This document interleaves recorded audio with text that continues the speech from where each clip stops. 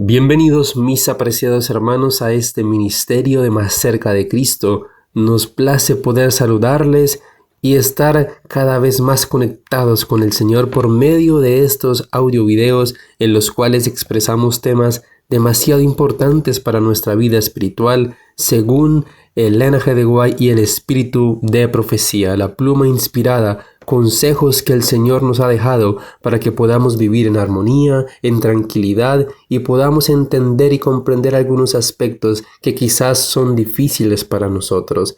En esta oportunidad traemos un tema demasiado importante para cada uno de nosotros. Por eso, antes de comenzar, queremos invitarles a que compartan este mensaje con todos sus contactos, amigos, familiares, para que todos juntos podamos seguir aprendiendo de este mensaje y estando más cerca de Cristo.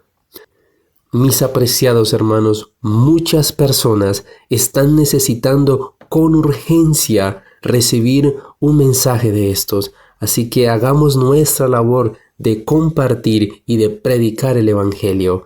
Gracias por compartir, gracias por sus comentarios, sus pedidos de oración, sus inquietudes. Todos nos unimos juntos en Cristo como una familia para estar cada vez más cerca de Él. Vamos a orar para comenzar.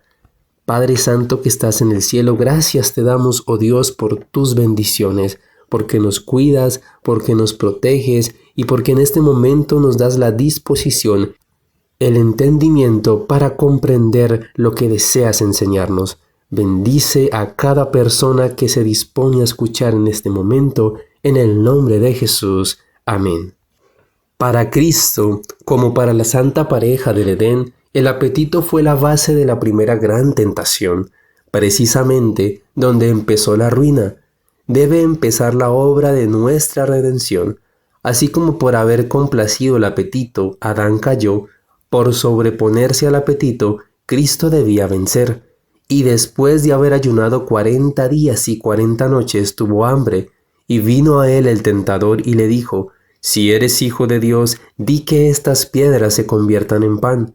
Él respondió y dijo: «Escrito está, no solo de pan vivirá el hombre, sino de toda la palabra que sale de la boca de Dios». Desde el tiempo de Adán hasta el de Cristo, el desenfreno había aumentado el poder de los apetitos y las pasiones, hasta que éstos ejercieron un dominio casi ilimitado.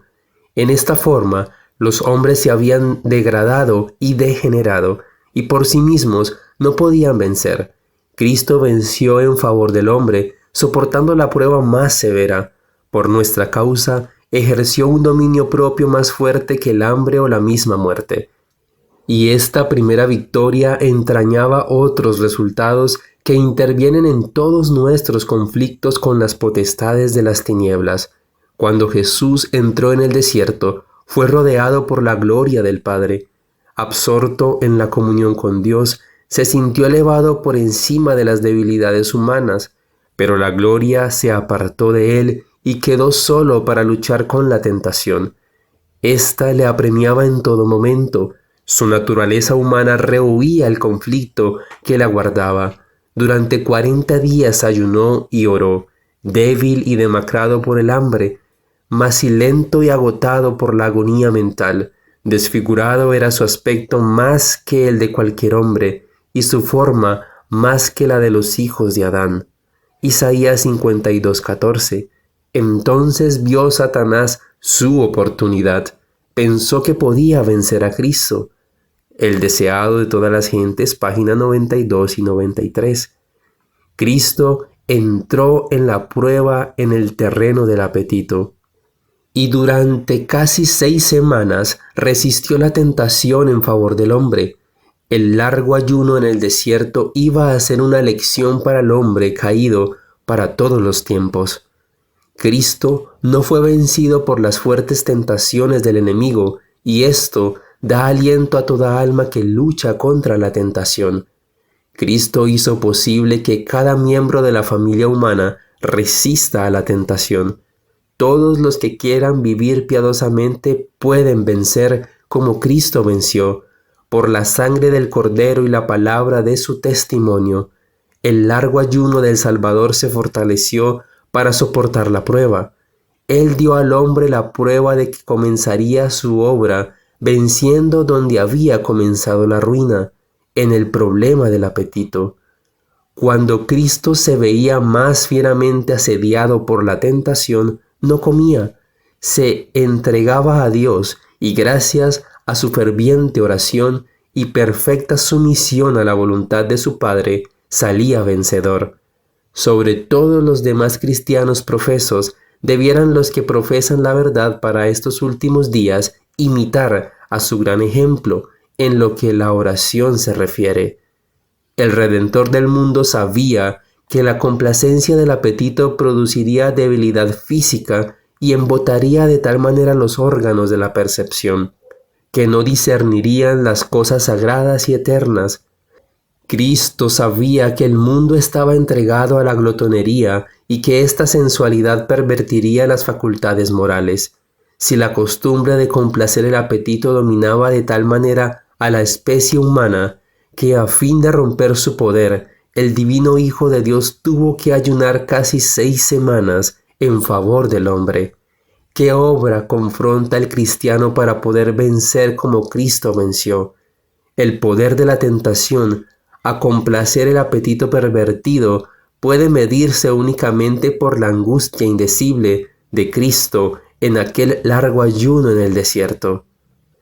Hay en las Escrituras algunas cosas que son difíciles de comprender y que, según el lenguaje de Pedro, los ignorantes e inestables tuercen para su propia perdición. Tal vez no podamos en esta vida explicar el significado de todo pasaje de las Escrituras, pero no hay puntos de verdad práctica que hayan de quedar envueltos en el misterio.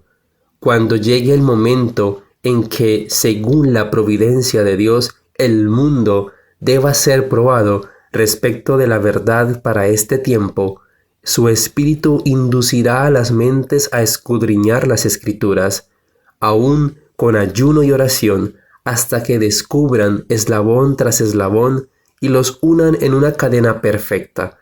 Todo hecho que se relacione directamente con la salvación de las almas quedará tan claro que nadie necesitará errar ni andar en las tinieblas. Ciertos puntos difíciles de la verdad presente han sido aprendidos por los fervientes esfuerzos de unos pocos que se consagran a la obra. El ayuno y la oración ferviente a Dios han movido al Señor a abrir sus tesoros de verdad a su entendimiento. Los que desean sinceramente la verdad no vacilarán en exponer sus puntos de vista a la investigación y la crítica, y no se molestarán si alguien contradice sus opiniones e ideas. Este era el espíritu que reinaba entre nosotros hace 40 años. Nos reuníamos con el alma agobiada, orando para que fuésemos uno en fe y en doctrina, porque sabíamos que Cristo no se divide. Investigábamos un punto cada vez. La solemnidad caracterizaba estas reuniones de investigación. Las Escrituras eran abiertas con una actitud de reverencia. Con frecuencia ayunábamos a fin de comprender mejor la verdad. Cuando se necesita la ayuda divina, para ciertas cosas, el ayuno y la oración son recomendados y apropiados. En la mano de Dios son un medio de limpiar el corazón y de fomentar la buena disposición. Obtenemos respuesta a nuestras oraciones porque humillamos nuestras almas delante de Dios. Dios ha dispuesto que los que asumen responsabilidades se reúnan a menudo para consultar unos con otros y orar fervientemente pidiendo la sabiduría que solo Él puede impartir. Unidos, presentad a Dios vuestras dificultades. Hablad menos, mucho tiempo precioso se pierde en conversaciones que no producen luz. Que los hermanos se unan en ayuno y oración para obtener la sabiduría que Dios ha prometido otorgar liberalmente. Siempre que sea necesario para el progreso de la causa de la verdad y la gloria de Dios, hacer frente a un oponente, con cuánto cuidado y humildad deben los defensores de la verdad entrar en el conflicto, con escrutinio del corazón, con ferviente oración y frecuente ayuno, debieran rogar a Dios que les ayude especialmente para dar una victoria gloriosa a su preciosa y salvadora verdad, a fin de exponer el error en su verdadera deformidad y que sus defensores queden completamente derrotados. El ayuno verdadero que debiera recomendarse a todos es abstinencia de todo alimento estimulante y el debido consumo de alimentos sencillos que Dios ha provisto en abundancia. Los hombres debieran pensar menos acerca de lo que beberán y comerán del alimento temporal y dar más importancia al alimento del cielo que los tonificará y vitalizará en toda su experiencia religiosa. De ahora en adelante, hasta el fin del tiempo, los hijos de Dios debieran ser más fervientes y más despiertos, y no confiar en su propia sabiduría, sino en la sabiduría de su caudillo. Ellos debieran dedicar días especiales al ayuno y la oración. No es necesario que se abstengan de alimento, pero debieran comer con moderación alimentos sencillos. Todos los ayunos del mundo no asumirán el lugar de la sencilla confianza en la palabra de Dios. Pedid, dice, y recibiréis. No se os pide que ayunéis 40 días. El Señor ayunó por vosotros en esta forma en el desierto de la tentación. No habría virtud en un ayuno tal, pero hay virtud en la sangre de Cristo. El espíritu del ayuno y la oración verdaderos es el espíritu que entrega la mente, el corazón y la voluntad a Dios. La intemperancia en el comer es a menudo causa de enfermedad, y lo que más necesita la naturaleza es ser aliviada de la carga inoportuna que se le impuso. En muchos casos de enfermedad, el mejor remedio para el paciente es un corto ayuno, que omita 1 o 2 comidas para que descansen los órganos rendidos por el trabajo de la digestión. Muchas veces, el seguir durante algunos días una dieta de frutas ha proporcionado gran alivio a personas que trabajaban intelectualmente, y un corto periodo de completa abstinencia, seguido de un régimen alimenticio sencillo y moderado, ha restablecido el enfermo por el solo esfuerzo de la naturaleza. Un régimen de abstinencia por 1 o 2 meses convencerá a muchos pacientes de que la sobriedad favorece la salud. Algunas personas recibirían más beneficio de abstenerse de alimentos durante 1 día o 2 por semana que de cualquier tratamiento o consejo médico.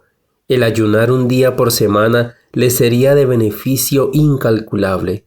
El comer con demasiada frecuencia y en cantidades demasiado grandes recarga los órganos digestivos y afiebra el organismo. La sangre se vuelve impura y como resultado de esto ocurren varias clases de enfermedades. Los enfermos, en tales casos, pueden hacer para sí lo que otros no pueden hacer con la misma eficacia. Debieran comenzar por aliviar su naturaleza de la carga que han puesto sobre ella. Debieran eliminar la causa. Ayunen un corto tiempo y den al estómago una oportunidad de descansar. Alivien la condición febril del organismo mediante una cuidadosa y sabia aplicación de agua. Estos esfuerzos ayudarán a la naturaleza en su lucha para librar las impurezas del organismo. Las personas que han complacido su apetito comiendo carne en abundancia y salsas muy sazonadas acompañadas de pasteles y conservas excitantes, no pueden inmediatamente apreciar un régimen sencillo, sano y nutritivo. Su gusto está tan pervertido que no les apetece una dieta sana compuesta de frutas, pan sencillo y verduras. No pueden pretender que hallarán agrado al principio en una alimentación tan diferente de aquella a cuyo gusto estaban acostumbrados. Si al principio no les agradan los alimentos sencillos, debieran ayunar hasta que logren su objeto. Ese ayuno les resultará de mayor beneficio que la medicina, porque el estómago maltratado encontrará que el descanso que le era tan necesario y un hambre verdadera pueden ser satisfechos con un régimen sencillo. Se necesitará tiempo para que el gusto se recupere de los abusos que ha sufrido y recobre su tono natural, pero el perseverar en una abnegación completa en cuanto al comer y beber, no tardará en demostrar que el alimento sencillo y saludable es más apreciado y se comerá con más satisfacción que los alimentos rebuscados. En los casos de fiebre elevada, la abstinencia de comida por un corto tiempo reducirá la fiebre y hará más eficaz el empleo del agua, pero el médico en servicio necesita comprender la condición verdadera del paciente y no permitirá que sea privado de alimento por mucho tiempo, debilitando así su organismo. Durante el estado de fiebre intensa, los alimentos pueden irritarlo y excitar la sangre, pero tan pronto como la fuerza de la fiebre ha disminuido, se deben dar alimentos en forma cuidadosa y juiciosa. Si se lo priva demasiado tiempo de alimento, el estómago que clama por él creará fiebre, la que será aliviada cuando se le proporciona alimento de calidad apropiada. Así se le da a la naturaleza algo que hacer. Si hay un gran deseo de alimento aún durante la fiebre, el satisfacer aquel deseo con una cantidad moderada de alimento sencillo sería menos peligroso que negarle al paciente el alimento. Cuando éste no pueda pensar en otra cosa, la naturaleza no será recargada con una pequeña porción de alimento sencillo. Testimonios para la Iglesia, tomo 2, página 385.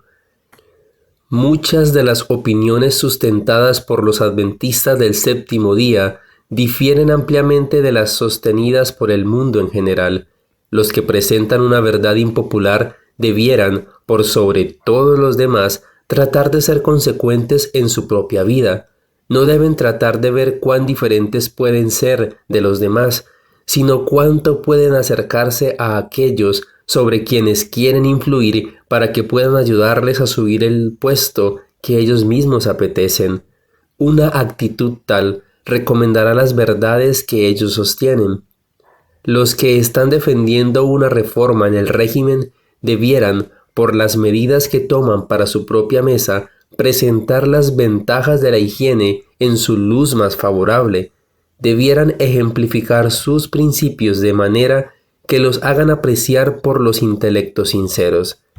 Existe una clase numerosa que rechazará cualquier movimiento de reforma, por razonable que sea, si es que impone restricciones al apetito. Consultan el gusto en vez de la razón y las leyes de la salud. Esta clase se opondrá a todos los que dejan la senda trillada del hábito y prefieren defender la reforma, y los tildará de radicales si ellos insisten en llevar tal conducta consecuente. Pero nadie debe permitir que la oposición ni el ridículo lo desvíen de la obra de la reforma, ni que se le haga considerar con ligereza.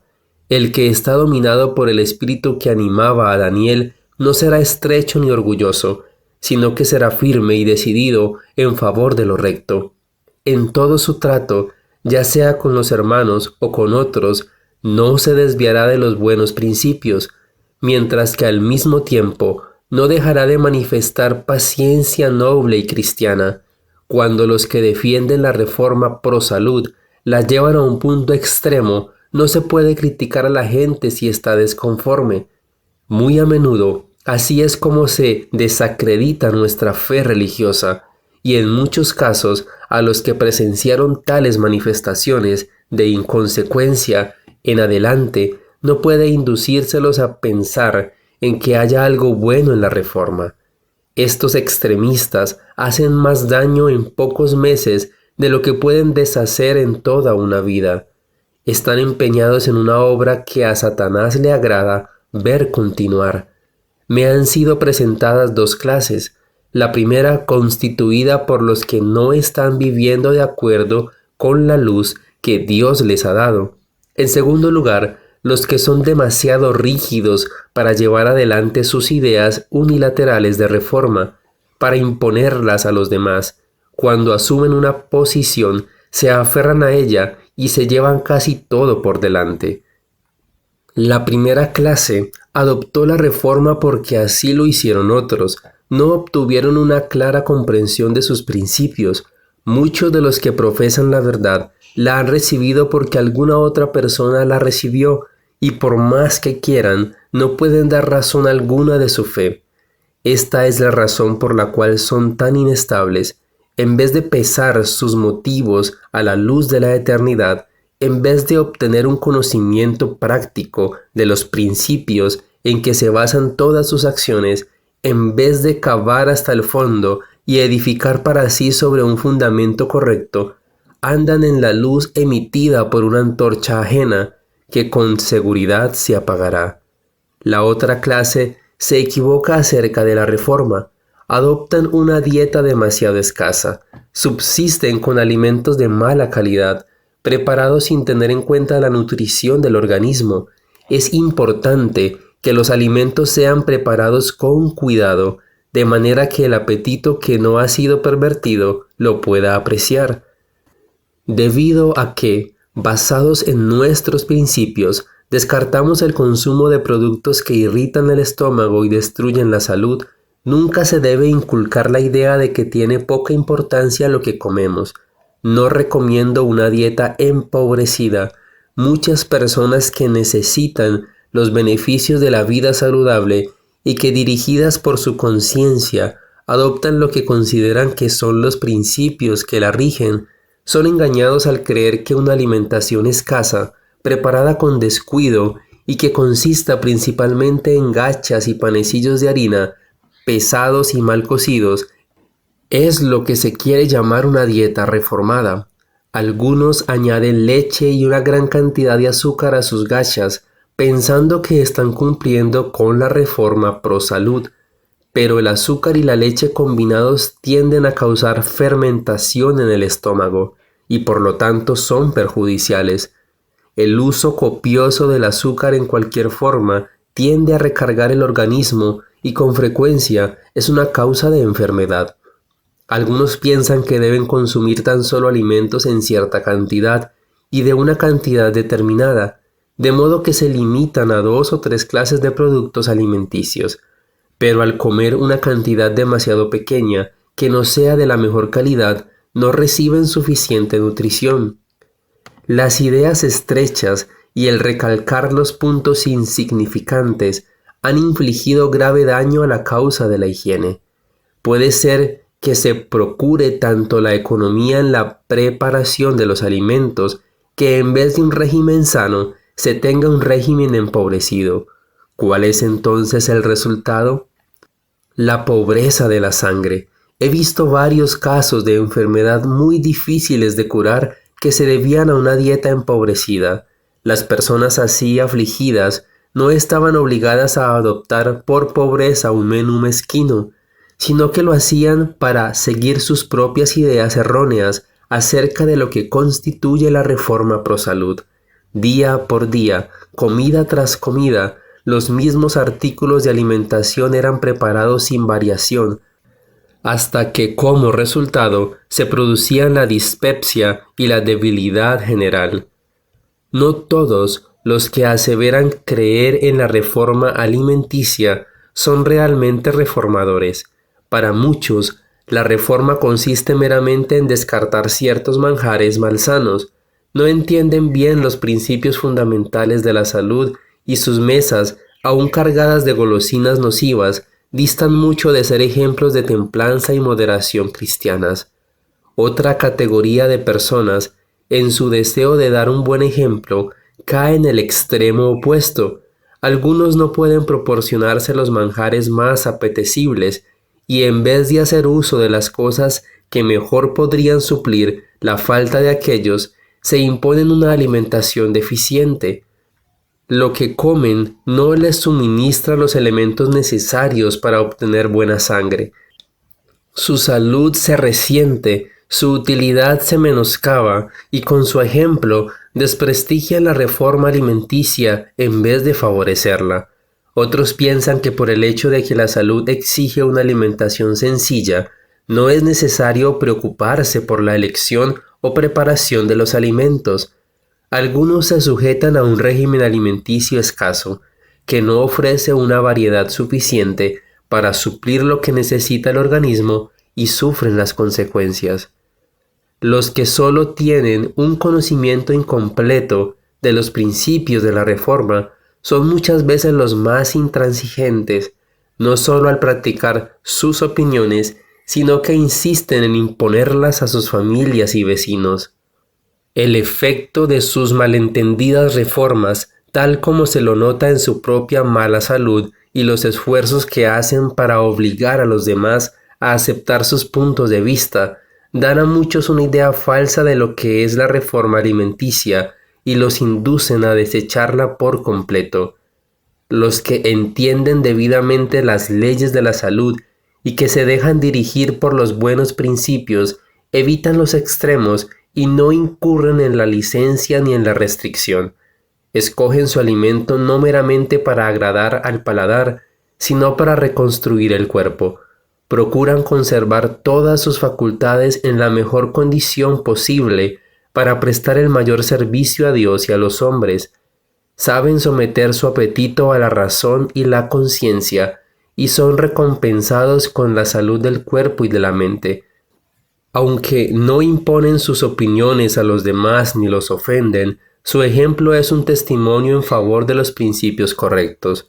Estas personas ejercen una extensa influencia para el bien. En la reforma alimenticia hay verdadero sentido común.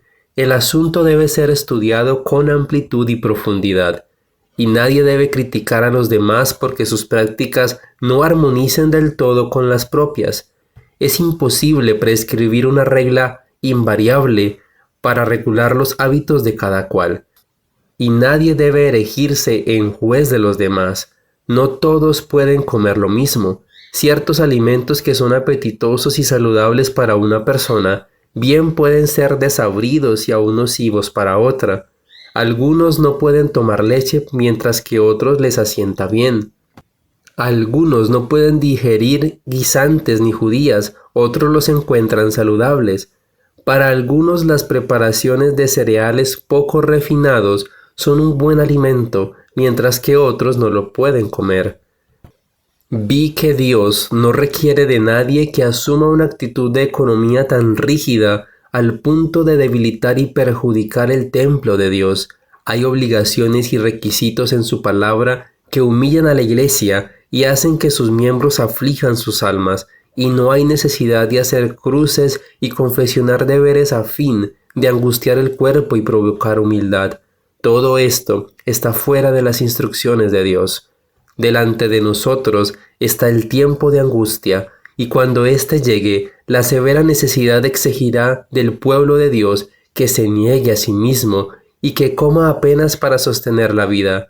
Pero Dios nos preparará para ese tiempo. En aquella hora espantosa nuestra necesidad será la oportunidad de Dios para impartir su poder fortalecedor y para sostener a su pueblo.